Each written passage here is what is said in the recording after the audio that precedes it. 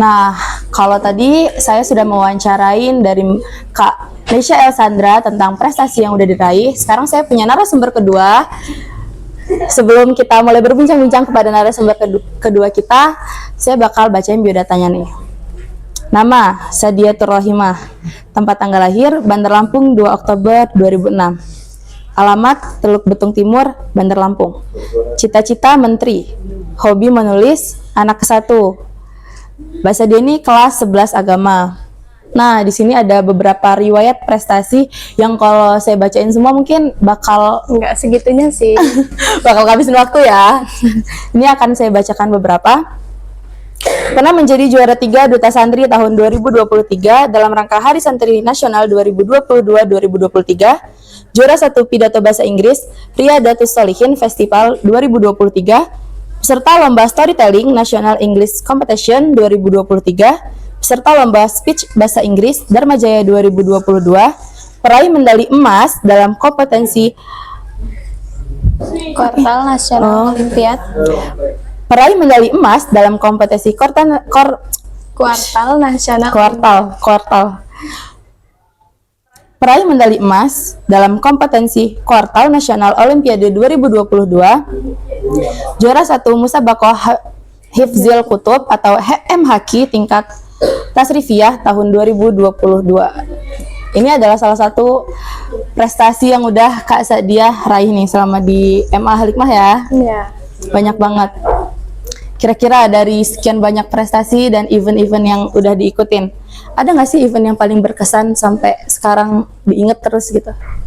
Yang masih berkesan sampai sekarang itu waktu kompetensi Duta Santri tahun 2023 kemarin. Itu benar-benar berkesan banget sih, karena dari situ aku dapat banyak pelajaran, dapat banyak teman, dapat banyak pengetahuan yang mungkin aku nggak bisa dapetin kalau aku nggak di sana. Kalau nggak ikut kompetisi itu ya. Kalau boleh nih ceritain sedikit lah secara singkat dari awal mula kok bisa ikut Duta Santri sampai ternyata masuk 3 besar loh, jadi Duta Santri Nasional 2023-2024. Mikir dulu ya. Awal ikut itu sebenarnya iseng doang sih, Iseng? Iya. Iseng-iseng berhadiah ya jatuhnya. Mungkin hoki aja sih.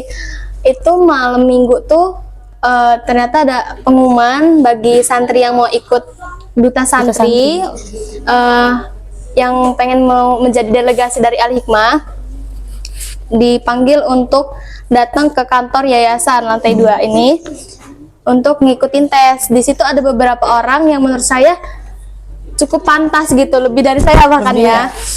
Dan ternyata setelah dites, baca kitab, terus pengetahuan tentang aswaja dan pas public speaking, saya yang dipilih. Ternyata lolos, iseng-isengnya itu ya, dapat. Tiba-tiba pagi-pagi udah dikasih tahu sama bidang pendidikan, saya disuruh siap-siap untuk berangkat jam 10. Itu posisinya saya habis selesai senam.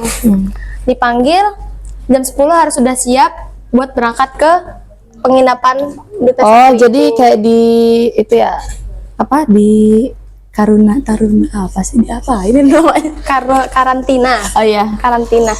Ya, setelah tes malam itu saya nggak berpikir kalau misal saya dipilih, karena di situ banyak banget delegasi yang mungkin menurut saya lebih pantas gitu. Karena ya saya pengetahuan tentang aswaja juga minim gitu kan. Ternyata pagi-pagi saya dipanggil sama bidang pendidikan setelah senam, dipanggil, kamu jam 10 harus udah siap-siap untuk berangkat ke tempat penginapan. Jadi kita di karantina di sana. Di karantina. Itu selama berapa hari tuh di tempat penginapan? 3 hari 3 malam. Enggak, 3 hari 2 malam.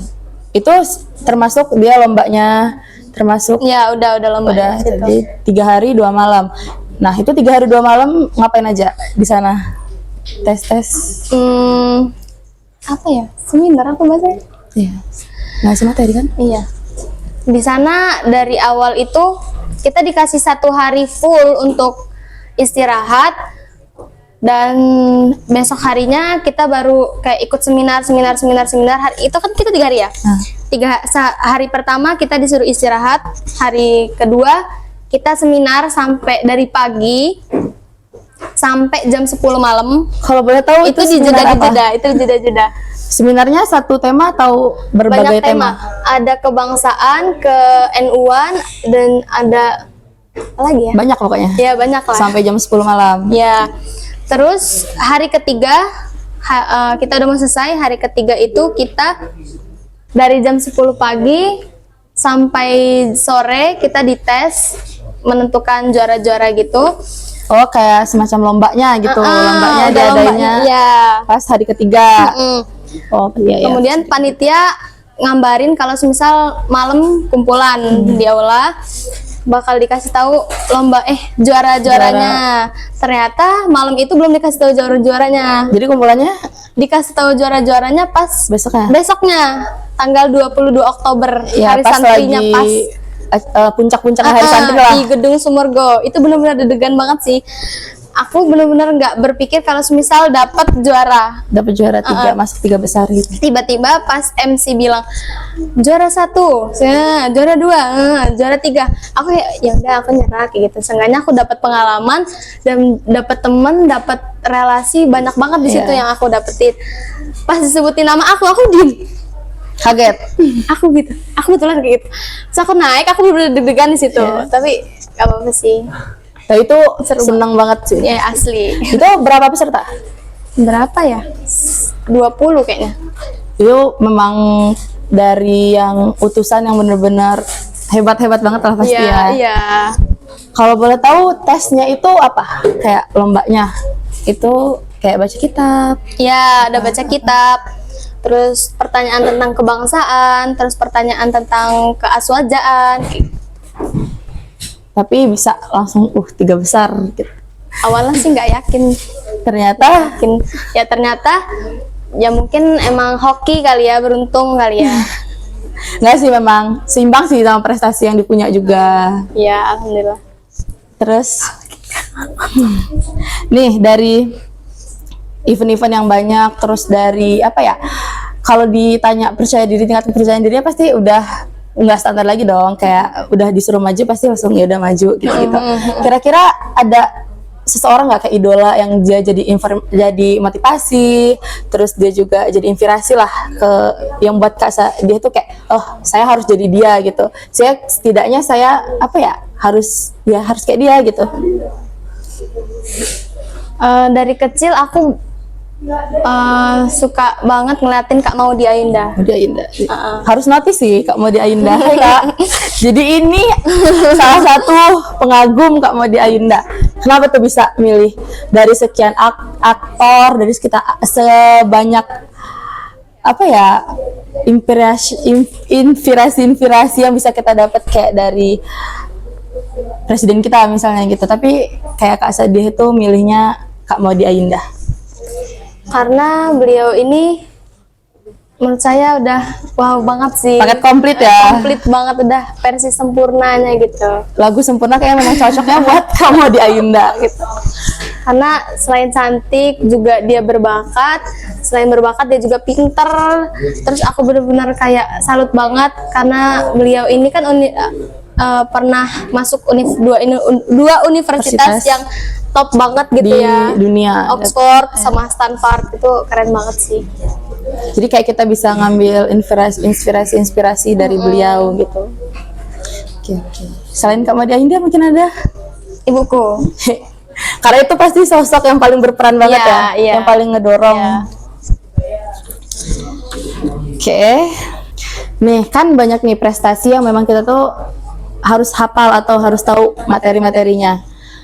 Contohnya kayak speech bahasa Inggris. Nah itu kan pasti butuh latihan beberapa hari. Itu mengganggu pelajaran sekolah nggak sih? Apalagi kan kita santri gitu jatuhnya. Pasti ada waktu-waktunya ngaji gitu. Itu mengganggu nggak? Kalau dibilang mengganggu pasti mengganggu ya. Tapi sebisa mungkin jangan pernah nggak belajar. Maksudnya memang waktu kita berkurang, tapi jangan sampai kita ngelewatin hal yang wajib gitu loh. Oh jadi sepintar-pintar kita nyari waktu kapan kita latihan, kapan kita memang wajibnya ngaji, wajibnya sekolah kayak gitu. Oke.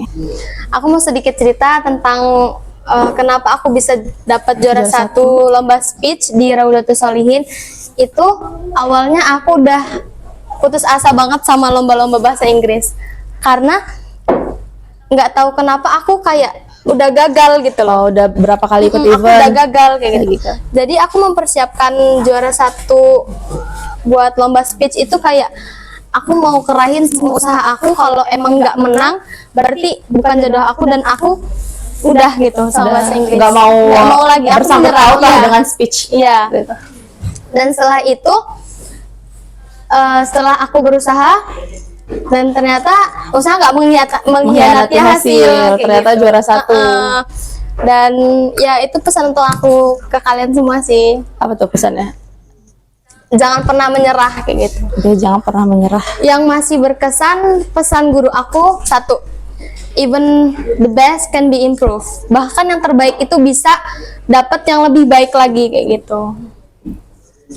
Itu adalah sebagai closing kita pada podcast kali ini dengan tema siswa berprestasi. Saya selaku podcaster pamit undur diri dari. Iya kan? Iya. Iya kan, Dak? Ih, kode ini. Ulang lagi. Closing nggak sih? Mungkin itu tadi closing kita pada mungkin itu closing kita dari podcast ya. Kok lupa sih? Ya, podcaster kan. Mungkin itu closing dari podcast kita pada tema siswa berprestasi. Saya selaku ini udah mati. Udah mati. Iya tak?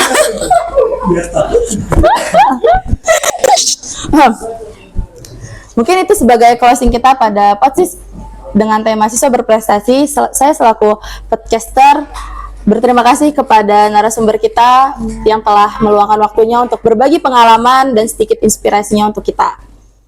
Mungkin itu saja. Saya selaku podcaster pada podcast kali ini pamit undur diri. Wassalamualaikum warahmatullahi wabarakatuh. Bye bye.